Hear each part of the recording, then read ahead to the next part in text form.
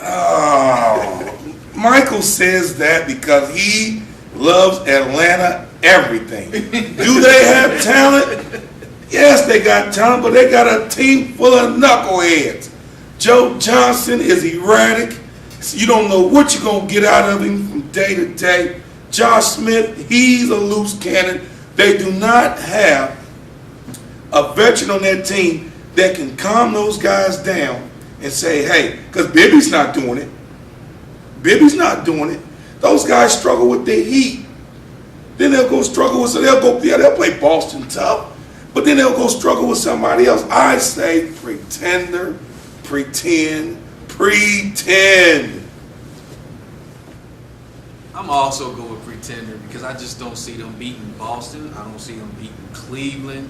And I see them barely getting past Orlando. I like Atlanta. I love Joe Johnson. I like the Jamal Crawford acquisition. I just cannot see them beating a Cleveland or an Orlando, a Boston team. I'm going to say Pretender. No, they have no big man. Al Horford, he's what, a power forward at best? Yeah, yes. Pachulia? I mean, is he going to bang with Shaq? Hello. Pretender.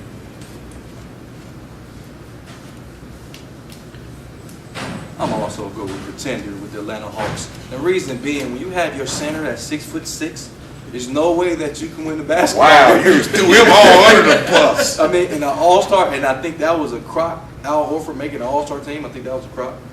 Y'all know Shaq should have made it. I mean, I don't care who made it. I should have made it over him.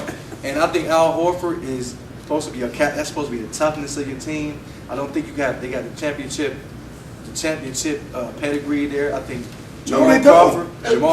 Well, that was their best acquisition. That was their best pickup. You know, if Jody, I can identify maybe with where you're going with this, but these guys just told You're talking with your heart. These guys just told me that the Thunder was a I think the Thunder, yeah. Like the Hawks I think they play harder. I think they play harder. The Hawks' resume. Man, Atlanta's a roller coaster team. First off, they have a winning record this year against Boston. The only team in the East that's at that upper echelon that they've had trouble with was the Cavs. They have not been able to solve the Cavs riddle, whatnot. But when you're talking about a 7-game series, we're not talking about night in, night where you go in and that concentration level. Because I think some of the Hawks' success is built in the fact that they are dysfunctional enough to forget and to continue and go on to the next thing and turn the page and go on. And then you talk about their center. They may not have a center that is 7 foot, but everybody on their roster, besides the point guard, is 6'7", which then makes them a very long team on the perimeter defensively. And a tough it looks like you were like Al Horford trying to. That's like you trying to check me in the post. No, I saw that Al Horford. Shaq was move. But I'd love to see you on the perimeter. Hold on. I mean, you're not going to keep me out of the lane. I was trying to Al finish Horford's the not going point. to go out to the perimeter. Is when you got a guy like a Jamal Crawford, he may go score you 50 or he may score you -6 Because that's 6 man.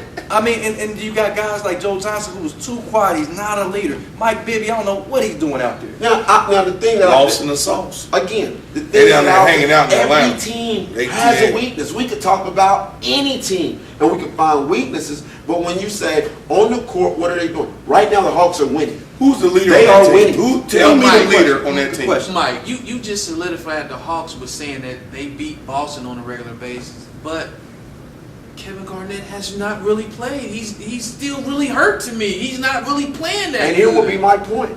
And this year, that's not going to change. So therefore, the Hawks matched up with Boston. You're arguing with a guy who's talking with his heart. I'm talking fact here. We are talking about the 4th seed in the East. They're going to be the 4th seed no matter how you cut it. So that means it's only Orlando, Boston, and Cleveland that's ahead of them. So when you say, could they be a contender? You guys have sat here and told me that one team that might not make the playoffs and one team that's going to be a 7th seed at best are contenders, but the 4th best team in the East is not a contender. The Thunder's going to be a 7th seed. No, they're going to mess around. Watch, they're going to be in the top 4 seeds. Watch. Like I said, Atlanta Hawks definitely pretender, and the reason why I go with that is the facts remain when your lineup is 6'8", to 6-1. I don't think that looked like a high school team. It's high school teams that are bigger than them. It's the best team. Northland, Columbus Northland is bigger than them right now. And that's crazy. So we're going to go to the next topic here, and this is the one we're going to go to the college basketball. I don't know what exactly happened in college basketball, and we were talking about that earlier, and I just feel like right now the game is at a level I've never seen it, and I'm talking about great is very subpar. We don't know who the great team with the best player in the country is. John Wall. You put him in the draft 10 years ago, this kid would be a second-round pick. So this is my question to our staff. What happened to college basketball? Well, college basketball has gotten to the point where it's so spread out now, and there's really no, this year, there's really no just one dominant team. You're looking at Wall being your best player right now in college basketball. I don't know. Right now, I don't think it's that down to me. I really don't. I think it's spread out more now. I think it's a little bit more exciting because you don't have a handprint on who is favored to win the national championship this year.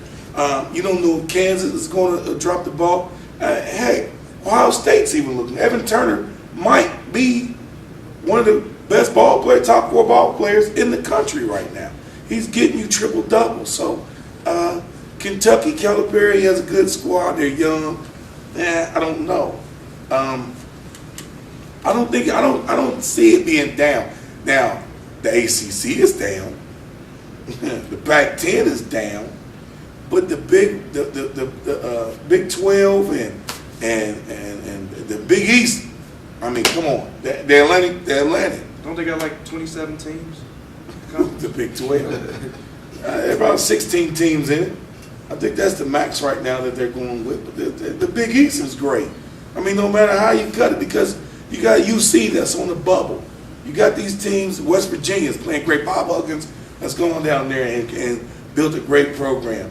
You got Rutgers knocking off Georgetown. Georgetown's still a great team, and then go beat the crap out of somebody else. So I think college basketball with Texas is they're looking good, even though they just lost a guy for the season.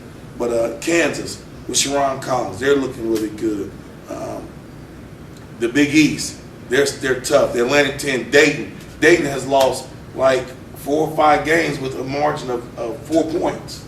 You know, I mean, UD is great this year. It's the Big Ten, Purdue, Wisconsin. Hey man, basketball's great right now. I think so. I don't know what you've been looking at. Maybe you've been looking at classic sports. I don't know. Gerard? I just haven't seen the excitement in college basketball that I'm used to seeing, just from a lot of teams all together. Now, I've seen the Kentuckys play, I've seen the Louisvilles play, I've seen the Syracuse play, and I've seen some other teams play, but I just don't see the talent on the team like it used to be. It used to be 3 or 4 different players that can go out there and win you a game. Now I see 1 or 2 players maybe per team that I've seen. So I think pretty much all the talent is either in high school or in the As a NBA. college basketball fan, I'm just going to totally disagree with everything you just said.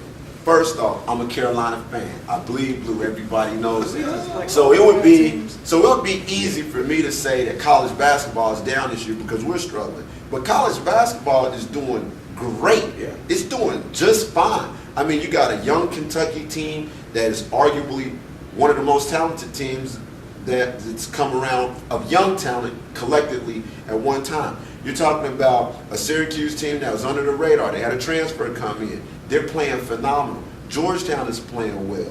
Ohio State has had a resurgence now that Evan Turner is finally healthy. Kansas, has the most balance. I think what this year lacks is that there's no team that you love to hate.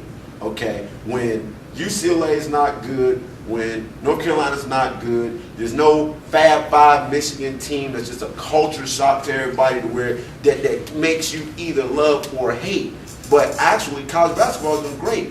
Last year, you just talked about talent. North Carolina had 5 guys on the team that are all playing in the NBA right now. There's still teams loaded with talent. The problem that I think that you end up with a little bit with college basketball is that with the NBA lurking for the one-year guy, some teams that would be better now that aren't are because certain guys are in the NBA, you know what I mean, after 1 year. And I don't knock that because I don't think there's a way to fix that. But the state of college basketball actually is pretty good right now.